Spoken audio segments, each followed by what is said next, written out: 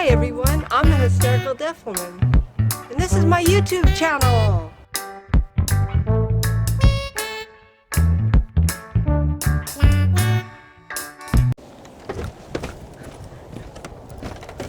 Hey everybody, this is the Hysterical Deaf Woman.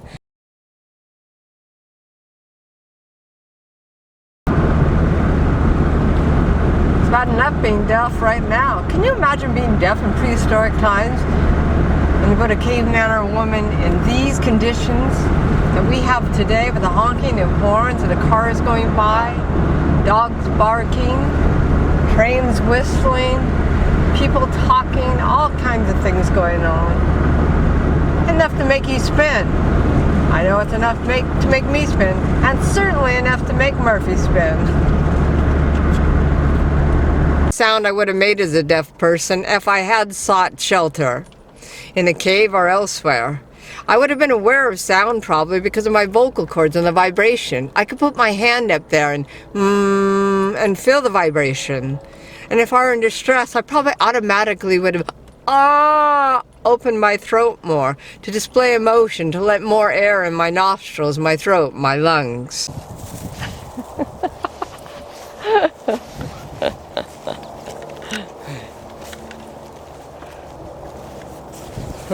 Smell would be essential to a deaf person.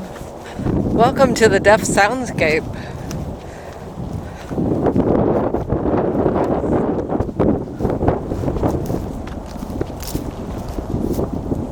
I could feel the wind blowing on my hand. I could see it on the grass. I could feel the warmth of the ground and the vibration. Myself or others.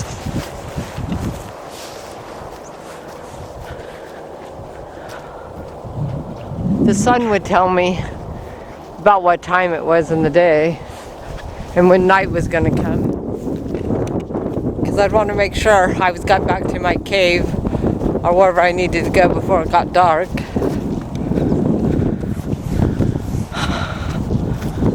It would be tough. The reflection on the water, or any water, even a lake, could help let me know. Animal secretions. Animal secretions will be able to tell me what creatures have been around. Something we still do today. Imagine you're being chased by a T-Rex. Well, just imagine, because obviously we wouldn't be chased by a T-Rex. So for a moment, let's imagine that we're being chased by a T-Rex. What would you hear? Some very big footsteps, some very heavy breathing, someone screaming. Maybe that's you. But what else? Scientists have been trying to determine what the prehistoric world would have sounded like by studying the sounds of modern animals. Sounds of aggression, like roars and screams. Sounds of communication, like a bird song or a wolf howl. Ooh.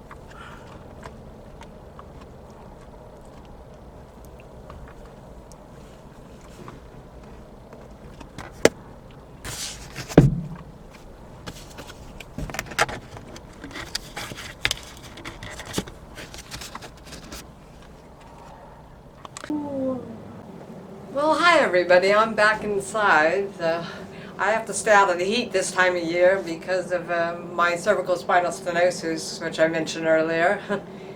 In case everybody's wondering what that is, I have no idea. Where are you going? Where are you going? Murphy! Not many people took a look at this vlog, probably because it seems like there'd be absolutely nothing interesting, especially to hearing impaired or deaf people. There doesn't seem to be any relationship between archaeological things in prehistoric times with our hearing, and I'm finding out that there actually is a whole bunch. In fact, we probably wouldn't even be here if it weren't for our hearing. And when I took a bunch of courses and jotted down some notes and made a little script here, which I'm about to read, every time I read it, I become more and more fascinated, and it makes more and more sense. And I'm thinking, why in the world didn't I think about this before? And I guess I'm not probably the only one, judging by the amount of people that are really enthusiastic about this subject in geology. But you do have to watch Nick on the Rocks. He is cute and fascinating, and you learn an awful lot, and he makes it very, very interesting. Everything very interesting, unlike me. So I'm going to try to remain true to myself and be my authentic self here, because I think his trick is that he is so authentic. He's authentic to himself, and he has a great enthusiasm for this subject. And the subject of hearing loss is not very much fun. Let's face it. It's not fun to talk about, and it's not fun to have. So I apologize if I don't show a great deal of enthusiasm every time I'm on this vlog and doing the YouTube. But anyway, I wanted to talk about the prehistoric soundscape because it was very, very interesting to me, and it challenged a lot of my old ideas. So I hope it'll challenge yours too. Well, scientists have been trying to determine what the prehistoric world sounded like by studying the sounds of modern animals. That makes sense too. I hadn't really thought about that. So sounds of aggression, and like roars and screams.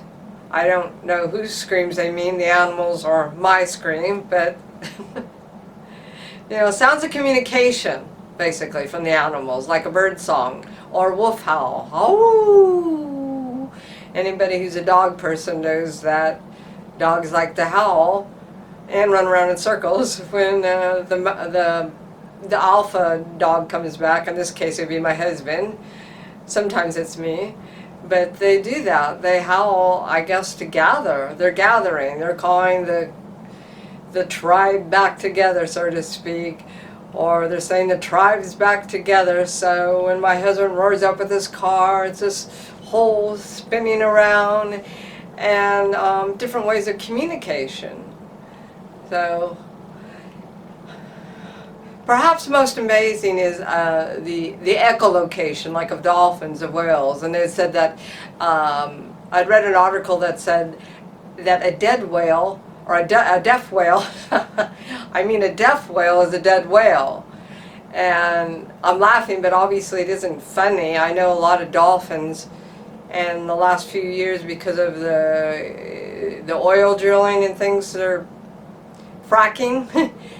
And I'm not making a political statement here. I'm just saying that a lot of that noise from the construction out there is causing a lot of whales and dolphins to go deaf. And they're running themselves up on the shore because they don't have that echolocation anymore. So their species is starting to die out, a lot of big groups of these dolphins, because they can't use their hearing and their echolocation. And to me, that's really, really sad and needs to be addressed. Something I haven't thought of. I've only thought of myself, basically, and how much I feel sorry for myself. That's halfway true. But echolocation is also used, I guess, by bats and other mammals like that to avoid obstacles, I guess. Although I usually find a very low-flying bat out here right on our deck, so I'm not sure how well that works. Or maybe they've even experienced some problems because of the interference with noise from traffic, construction, constant guns going off here, music. Everything is increased in decibels to cause a lot of deafness. We all know that. And we know that's not good. And it's not good for the animal world also. I'm just about ready to expose myself here, more than I want to. But the organs required to make and hear these sounds had to evolve sometime. So scientists went looking for them in fossil records, basically.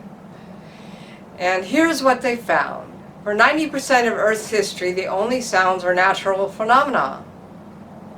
Interesting. Like waves and thunder and all the things that you can think of that would cause natural phenomena. Tornadoes, what have you, big storms, rocks coming down, earthquakes, you know, maybe. And then, of course, you'd be able to feel them. And this would have made little difference to early life forms. Why? Because none of them could hear. Huh? None of them could hear? Now that went woo, woo, woo, right over my head. What do you mean none of them could hear? Well, around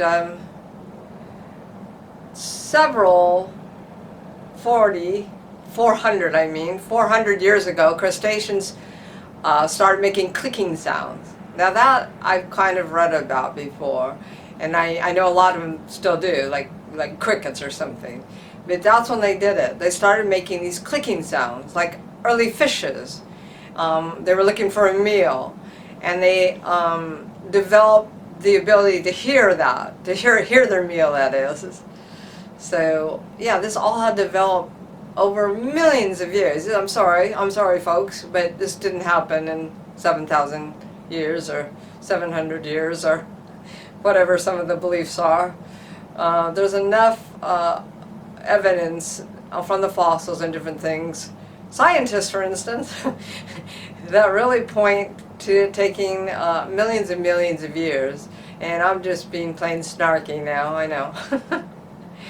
But, and it took land animals a long time to catch up. But by 200 million years ago, insects were chirping and early birds were honking. They still honk, goose for instance. So, and to track them, predators developed something called, and there's going to be some bloopers on this, folks, because I'm deaf, and there's a lot of words I've never pronounced before. So I am going to say this carefully. It's like the lymphatic, but it's with a T, and I don't hear T's. So tympatic eardrum. Tympatic eardrum. Maybe I said that correctly. So, what would you have heard from the Tyrannosaurus? Tyrannosaurus? Well, not much. He would have been able to hiff, or her, be able to hiff or hiss. I can't hear that sound. Can you hear that? But they had no vocal cords. So they couldn't roar. Like you see them when they're chasing what's his face and you know, all the dinosaur movies. There's this, you know, these huge roars. Well, it's ridiculous because they don't really roar like that. They didn't have the vocal cords. They didn't have the front legs to do it. So they couldn't have made those roars. They would have come after them going. You know, I'm not sure how scary that would have been, but they didn't roar in this majestic like fashion like lions do. So, and he'd probably be too far behind you anyway, because we know the T-Rex would have been mighty slow and much slower than we thought for the little display I just did. It's all kind of silly because people still want to hang on to these old beliefs. But there's a lot of evidence to point to this now. If you go to a museum, for instance, that they just didn't have those long legs for a gait like that, and obviously didn't have the vocal cords. So it's fascinating. It's really fascinating to me, and it really gives me an excuse to be snarky. Perhaps another way we would have communicated was through drawings and paintings and rock arrangement.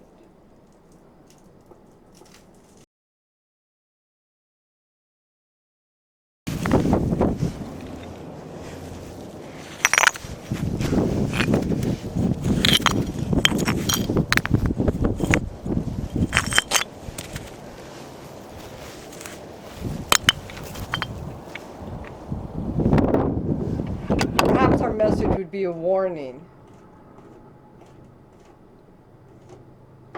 A way to reveal danger behind us.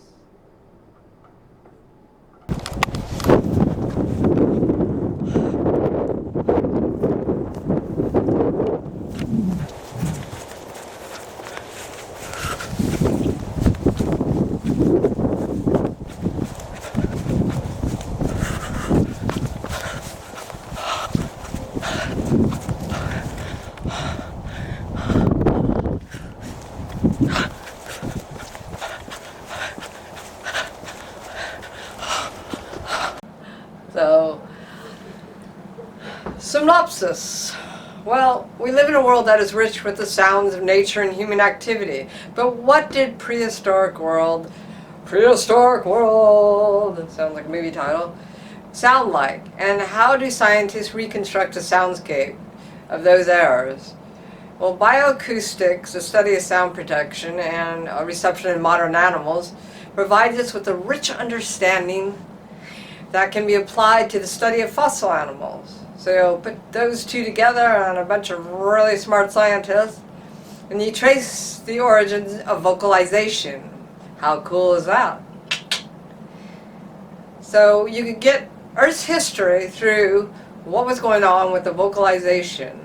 Some have proposed calling this field paleobioacoustics. That's a mouthful. Paleobioacoustics. I don't think it's a good idea because I'm not going to be able to pronounce that. And you're probably not going to be able to understand what I'm saying. Hoping I have some deaf and hearing impaired people on here. Let's move on from my craziness.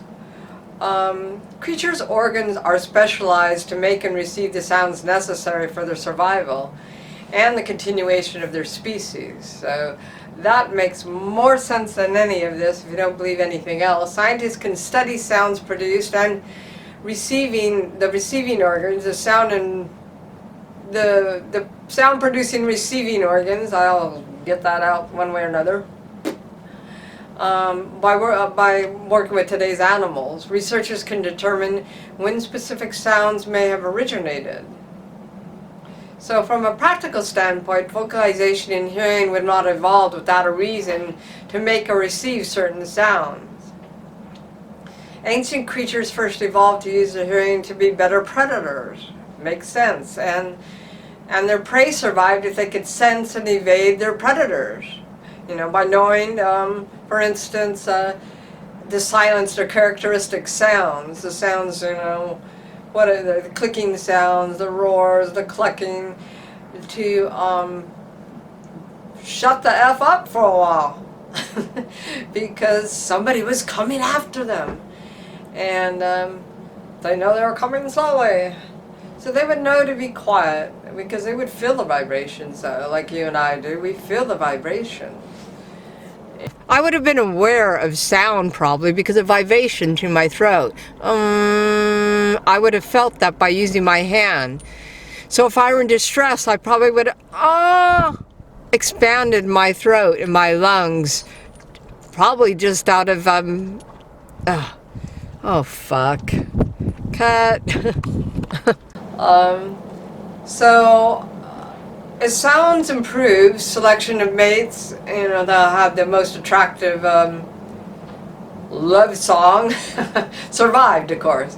So they ensured their diversity because of their sound, and the sound world would expand beyond just the normal noises that were made. They would grow and grow over a period of millions of years until it became us. So how do animals produce sound again? They have the aquatic creatures that appear to produce and sense water displacement. That's what echolocation really is, you know, the water displacement. So there's airborne sound production, and it occurs principally sensed by animals and insects with the Tympatic Membrane, or eardrums. I'm just going to call it eardrums. They vibrate. So there's stridulation, which occurs when body parts are rubbed together. Don't get any ideas? Both fishes and four-legged animals could snort and huff and puff as much as they needed to, since the vertebrate predators have not yet acquired the tympatic eardrum. So they could not hear their sounds. That is really weird. That gets me every time. They couldn't hear their sound. I mean hiss.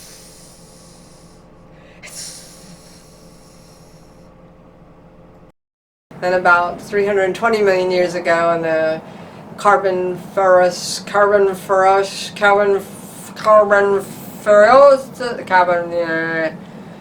say it for me.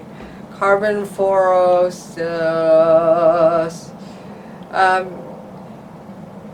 The critters learned to puff up their bodies as a visual warning and hiss to scare away predators. The chorus exploded about 250 million years ago in the Triassic period, when crickets evolved and added chirping to the mix, and stoneflies started drumming, and turtles started the courtship songs. I don't know what a turtle courtship song sounds like, but I'd be interested in hearing that.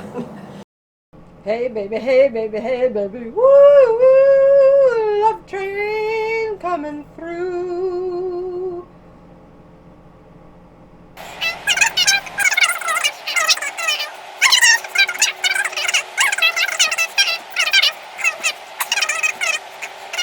So, and I know anybody can get online and you can look up the shit yourself. But I think it's interesting to talk about it and get a conversation going about that, because it's much more interesting than we could possibly imagine. Insects continued probably as the most successful life forms. I mean, they live through snot and shit. They live through lava. They live through all the noise and everything that we have around here that burst our eardrums. They survived through an Aerosmith concert. That shows my age too. Justin Bieber, something. They survived through all of that without having their ears damaged, unless of course you have genetic ear damage or nerve damage, hearing loss that I have. Yeah, a little over 3 million years ago, the ancestors of humans came, and then voila, we got what we have now. Walking on 2 feet, most of us are. And I don't mean that in a snarky sort of way or making fun of disabled people, of course. I hate when they do that. I hate when they write articles and it makes this assumption that all people walk and run. I guess I've become more sensitive to that since I've become very disabled because of my hearing loss. For instance, I don't have any followers because I can't pronounce words and I screw around. But I hate that. I don't know, it just gets to me. When people put up those things and they say those things like, well, the only thing that's holding you back is your willpower yourself. And I say, well, what if you're deaf, you fucking idiot? You're gonna go on The Voice or whatever and become a superstar? Maybe, huh? You're gonna be able to find a great job, and you know, it just, I don't know. It really gets to me when they put out that crap that your willpower is the only thing that's holding you back, you know, from becoming a marathon runner, and you have not got the use of your legs anymore. Well, yeah, you can use a wheelchair and all that, but I'm not sure the person in a wheelchair would agree that's the exact same thing. But anyway, that's a whole nother vlog. But if you like and subscribe or just make a nasty comment, it'll really help my channel out a lot.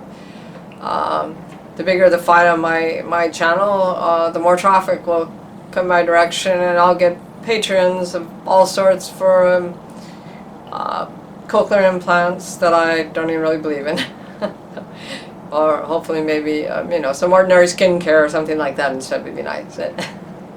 Anyway, I do love you guys, that's why I keep doing this. I don't want to give up yet. There are some interesting subjects, and I may redo this whole thing again because I really fuckered it up. But it's still an interesting subject, and I hope you're having a great spring. See ya.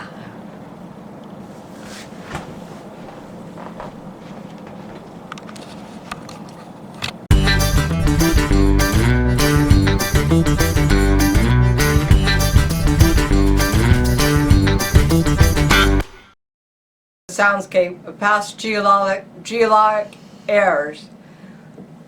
I cannot say that word for some fucking reason. Take 4.